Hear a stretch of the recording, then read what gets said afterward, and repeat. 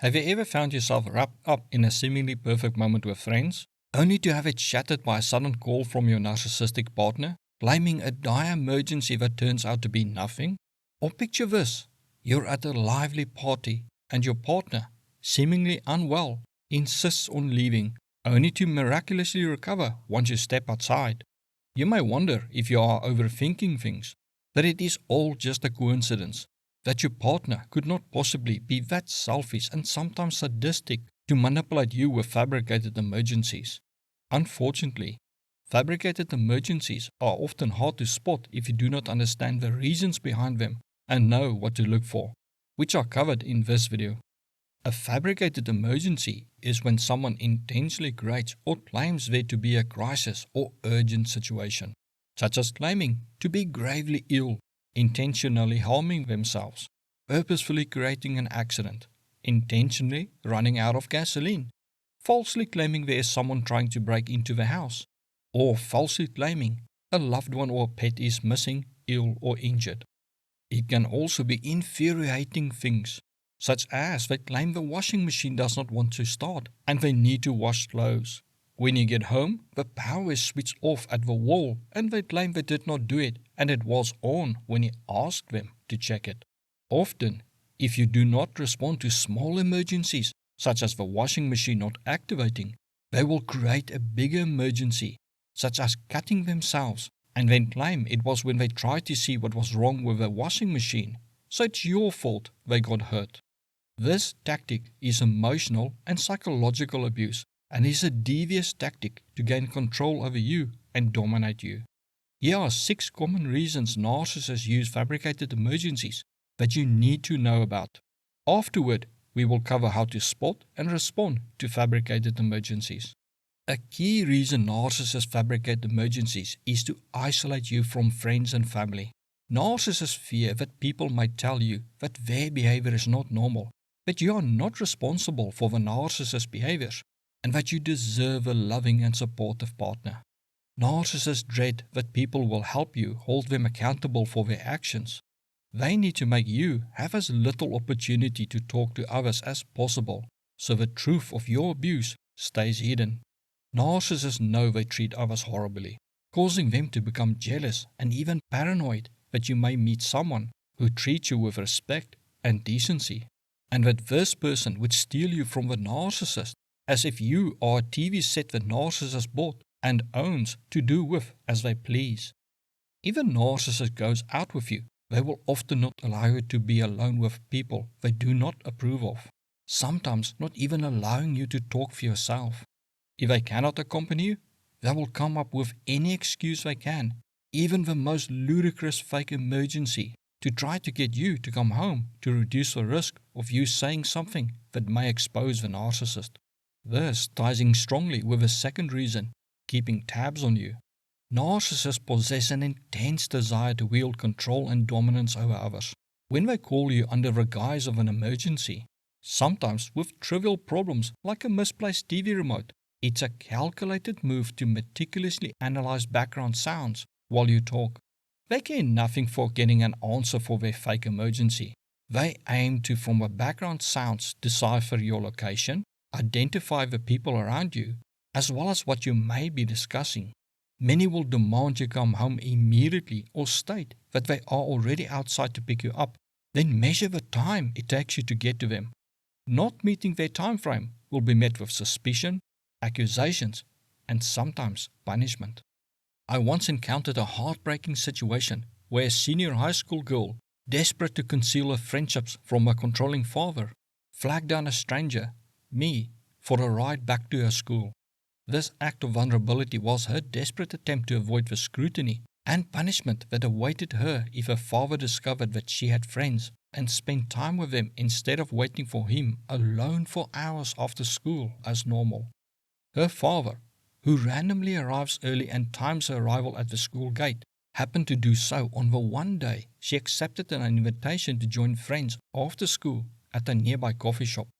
The emotional toll inflicted by such manipulation is profound and ties in with the third reason for creating fake emergencies, controlling you with fear.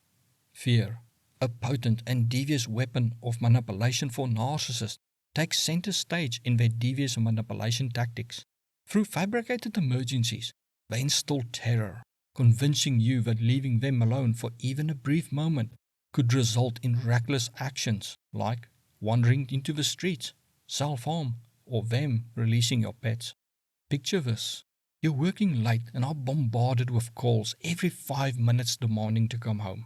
After several calls, you receive a chilling image of an empty pill bottle with a shocking message. You made me do this. Adrenaline surges as you rush home, heart pounding with uncertainty. Bursting through the front door, you find them casually watching TV, a devious smile on their face as they toss the empty pill bottle to you. Then coldly state, "Next time you do not come home when I say so, I will do it and it will be your fault." I did not handle the situation correctly, which I will get into a bit later.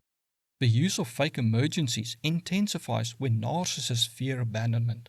They want you to believe that leaving them would lead to their inability to cope or self-harm, and that you will be responsible for their suffering for leaving them even though they abuse you.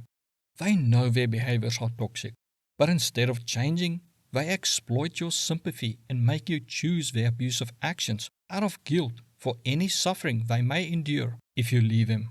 Covert narcissists especially love to create a crisis and may even harm themselves whenever they do not get their way or you try to hold them accountable for their actions. They will then claim you upset them and cause them to become emotional and no longer in control of their actions. This is the reverse of walking on broken glass where you fear what the abuser may do to you next. Here, you fear that any word or action of yours may upset them and cause them to have some mental incident and harm themselves. It's like you're walking on cotton and holding your breath, too afraid to breathe too loudly and upsetting their fragile emotions. Getting back to my experience, my partner at the time claimed I was overreacting when I told her to pack her bags and then drove her to her parents' house, thereby ending our relationship. Maybe I was, and she just faked the emergency to get a bit of attention, which is the fourth reason narcissists create fake emergencies. Covert narcissists thrive on manufacturing emergencies to bask in the spotlight. It's their way of feeling special and powerful when you drop everything at their beck and call. Some narcissists take it to the extreme by timing your response, using any delay to accuse you of not loving them enough or you having an affair, while conveniently disregarding the absence of a real emergency. When confronted, they brush it off with a simple, "Well, you didn't know there was no emergency and you took your time, which proves you do not love me or are having an affair." And then they use that as an excuse for having another emotional episode or to punish you. Some can't tolerate being outshone in attention and will even fake a medical emergency at a wedding and have an ambulance called to ensure they're the center of focus. Many will hint or threaten self-harm and then abruptly switch off their phone. Then they act surprised when you show up at their house and deny wanting to hurt themselves. Or worse, have you arrested, which will be explained a bit later. A particularly sadistic move I fell for a few times involves the disappearing emergency. It's best explained by me sharing one of my experiences. Picture this. It's just after dark and you get a distress call about a missing family member who was supposed to visit another family member. Despite leaving 4 hours ago on what is normally a 20-minute ride, they're nowhere to be found and all cell phone calls go unanswered. This prompts a frantic search along all possible roads with no results. 2 hours later, now 6 hours late, they casually appear, claiming they went to fetch pizza for everyone from a shop just 15 minutes away, while also claiming they never heard any of the dozens of calls and did not realize time went by so quickly. Their response to the frantic search? A casual smile while commenting, "Oh, that's so nice that you all care about me so much." While everyone is fuming, they could not be happier than a cat who got milk topped with cream and catnip. The fifth reason is a narcissist wants to validate to themselves that they still have power over you and that they are so important that you will prioritize the narcissist's needs over your own by abandoning whoever you are with or whatever you are doing to rush to them when they call you. They may on purpose make it so obvious there's no emergency just to get a bigger kick out of that they can control you with fake emergency claims and that you can do nothing about it even if you know they tricked you.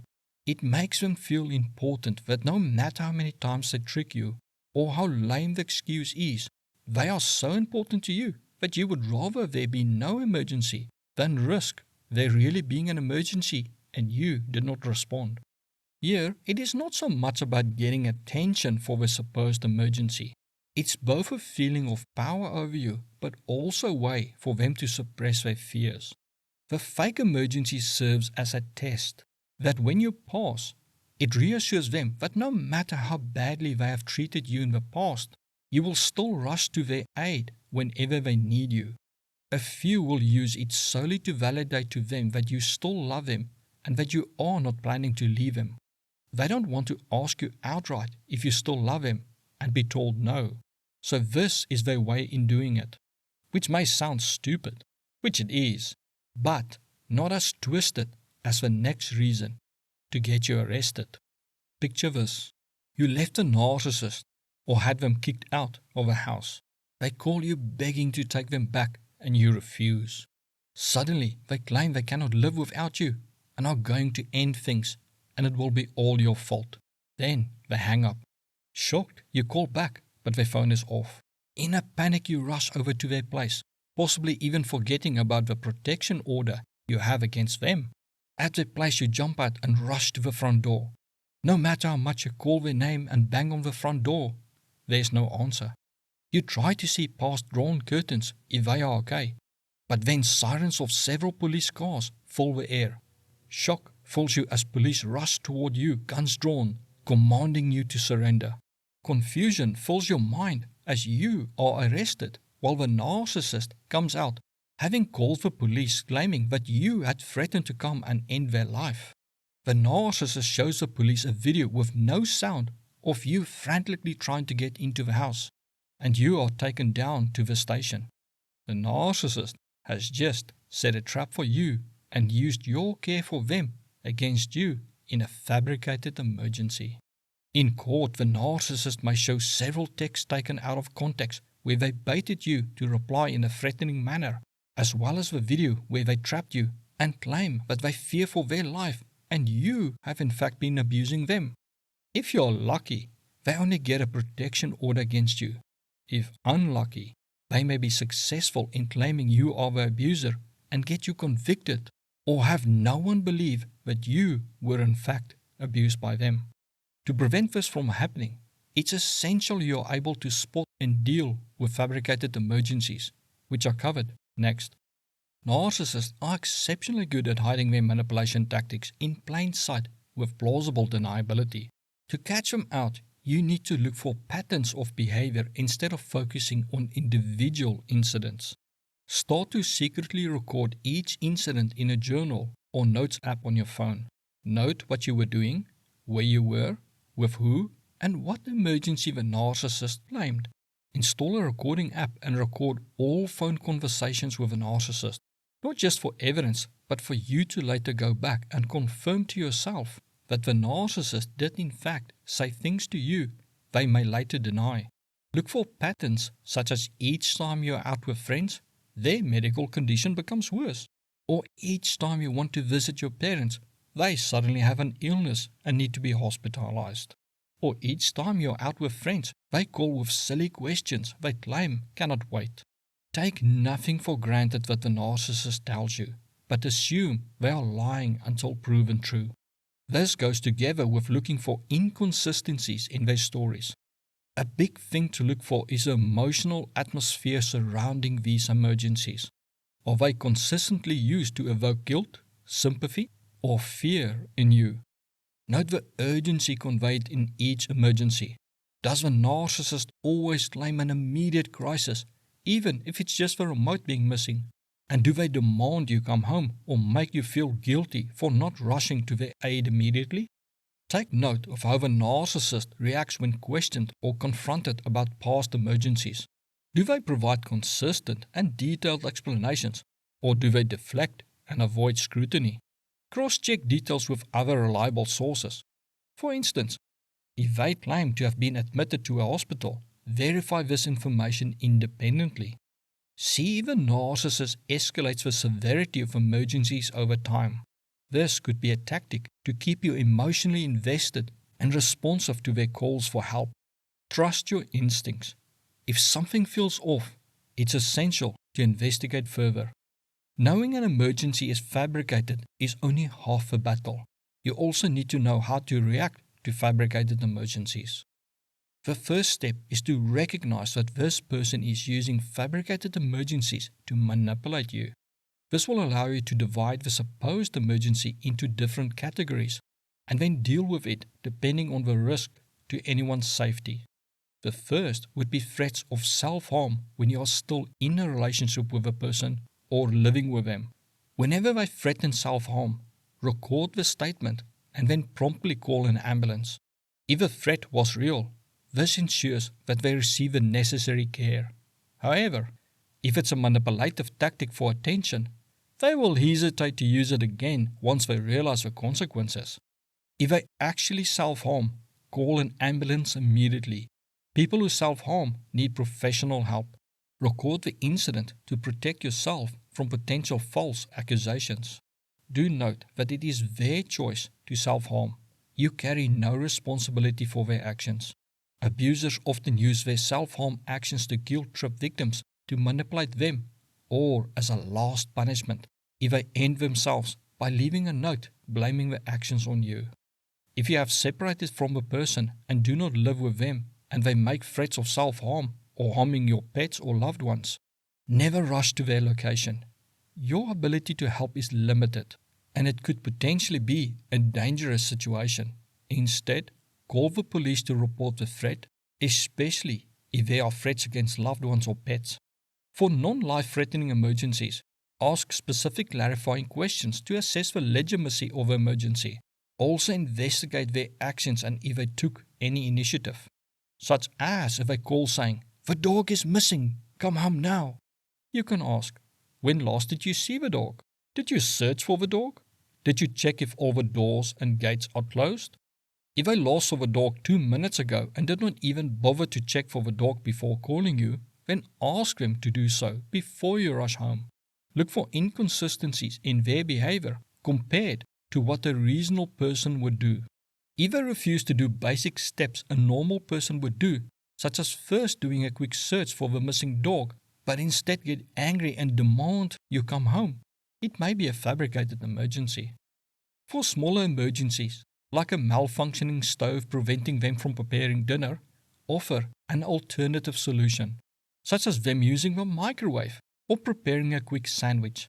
Also, point out their supposed emergency against the impact to you. For instance, they expect you to come home from your fishing trip with your friends because they cannot find the TV remote and cannot watch their favorite TV show. Additionally, point out the zero value you returning home would have. For instance, they demand you leave your friends at the coffee shop because they have a slight headache but refuse to take a headache tablet or go to the hospital. They just want you home, which would have no effect on their situation.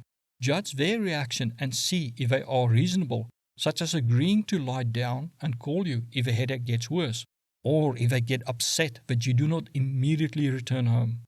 A reasonable person would not expect you to give up your time with friends because they have a slight headache. A narcissist would claim you do not love them if you don't rush home immediately. If a pattern of fake emergencies persists or intensifies, seek advice from a mental health professional.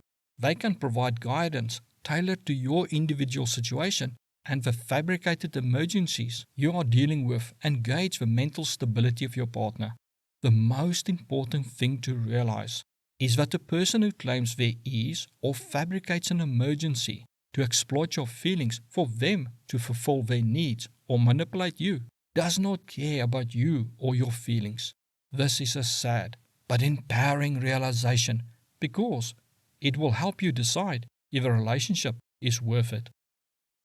Learn more about narcissism by watching the video suggested to you right now.